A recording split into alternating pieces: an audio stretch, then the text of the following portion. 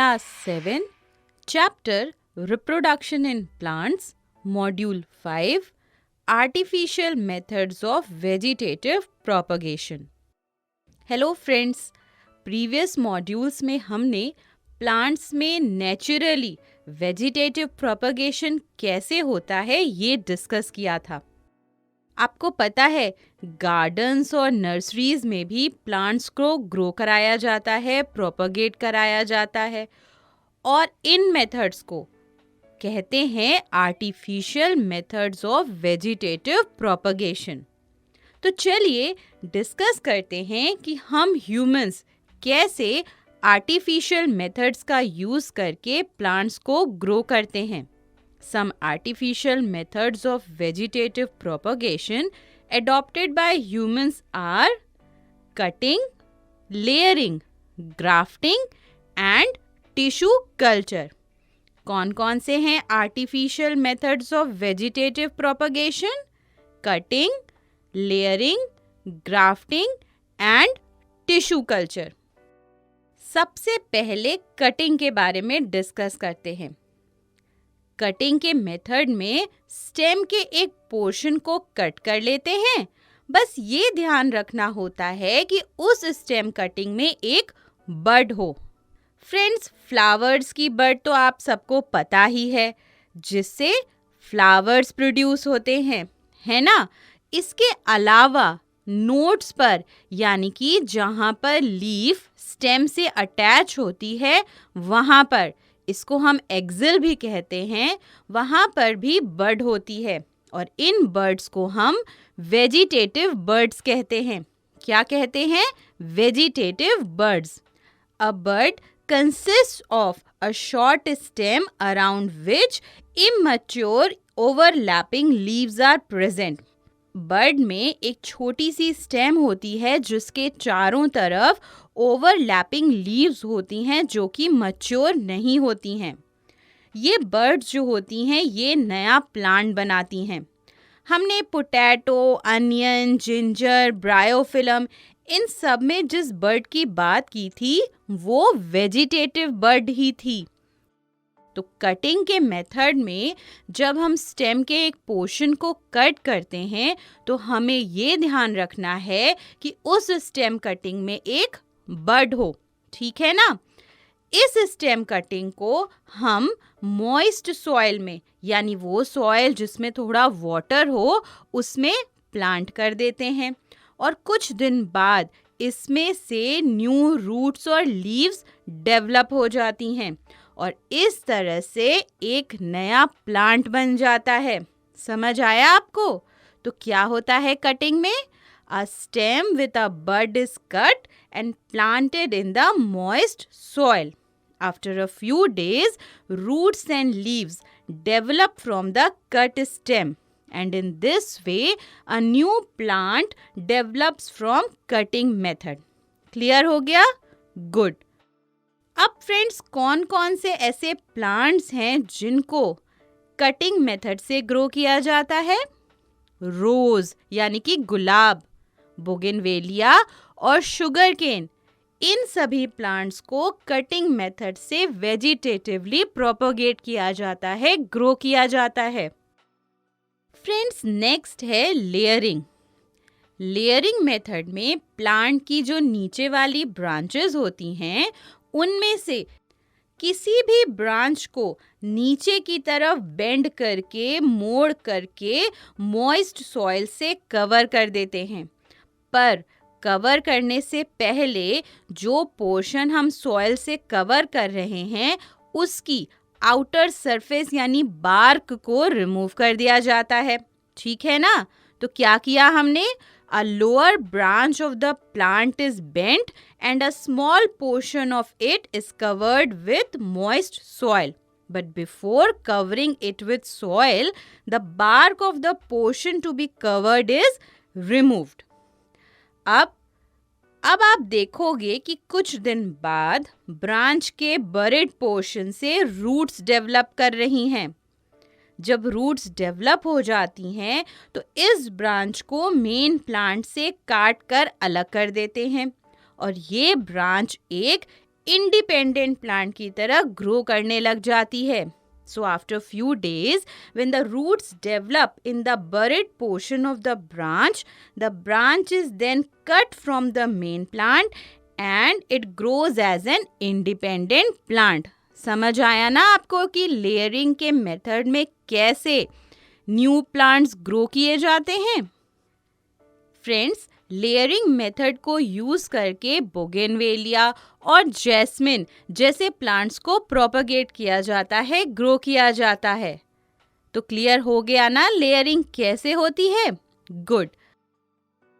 अब आते हैं थर्ड मेथड पर, and the third method is grafting. Friends, grafting method is used to develop new and better varieties by combination of two plants. यानी grafting method को plants की नई और बेटर वेराइटीज बनाने के लिए यूज किया जाता है. दो प्लांट्स के कॉम्बिनेशन से ग्राफ्टिंग के द्वारा एक नई प्लांट वेराइटी बनाई जाती है. कैसे करते हैं ग्राफ्टिंग? चलिए समझते हैं. एक डिजायर्ड फीचर्स वाला प्लांट सेलेक्ट करते हैं जो रूटेड है, यानी जिसकी रूट्स सॉइल में फिक्स हैं, और इसको हम कहते हैं स्टॉक. क्या कहते हैं? स्टॉक. एक दूसरा डिजायर्ड फीचर्स वाला प्लांट सेलेक्ट करते हैं और उसकी स्टेम की एक कटिंग लेते हैं. इसे कहते हैं सायन. अब स्टॉक और सायन दोनों की स्टेम को ऑब्लिकली यानी तिरछा कट कर लेते हैं. ठीक है? The stem of stock and scion are cut obliquely and then the stems of stalk and scion are placed one above the other. यानी obliquely कट करने के बाद स्टॉक और सायन को एक के ऊपर एक प्लेस कर देते हैं. इसके बाद एक क्लॉथ पीस से इन दोनों को यानी स्टॉक और सायन को बांध देते हैं. फिर एक पॉलीथीन शीट से इसको कवर कर देते हैं. पॉलीथीन शीट से क्यों कवर करते हैं? तो फ्रेंड्स, पॉलीथीन शीट से कवर करते हैं due to two reasons. First reason is to avoid infection, यानी इसको इन्फेक्शन से बचाने के लिए हम एक पॉलीथीन शीट से कवर करते हैं. And second reason is to prevent loss of water from the cut surface. ये जो कट सरफेस है उससे वाटर का लॉस ना हो, इसके लिए भी हम इसको एक पॉलीथीन शीट से कवर कर देते हैं. समझ आया ना? अब इसके बाद अब कुछ दिनों बाद स्टॉक और सायन के कट सरफेस पर नए सेल्स डेवलप करने लग जाते हैं, और ये न्यू सेल्स सायन और स्टॉक को एक साथ जोड़ देते हैं. So after a few days new cells develop and join the stock and scion together. और फ्रेंड्स, इस मेथड को यूज करके मैंगो, रोज, पियर और लेमन की नई वेराइटीज डेवलप की जाती हैं. फ्रेंड्स, आपको पता है ग्राफ्टिंग की टेक्निक से एक नया प्लांट डेवलप किया गया है जिसे हम टॉमटैटो कहते हैं. क्या कहते हैं? टॉमटैटो. ये टॉमटैटो प्लांट टोमेटो और पोटैटो प्लांट के कॉम्बिनेशन से बनाया गया है.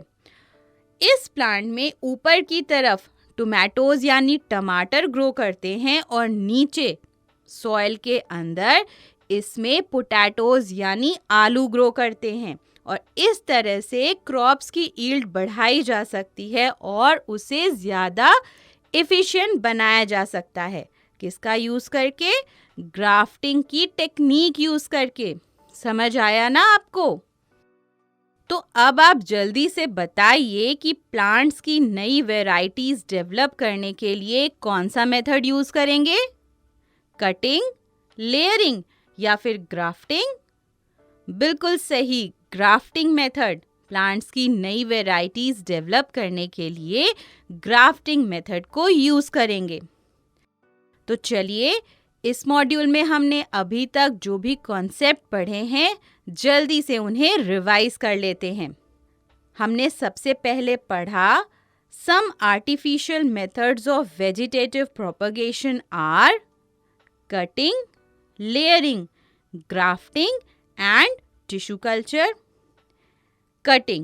In this method, stem with a bud is cut and planted in the moist soil.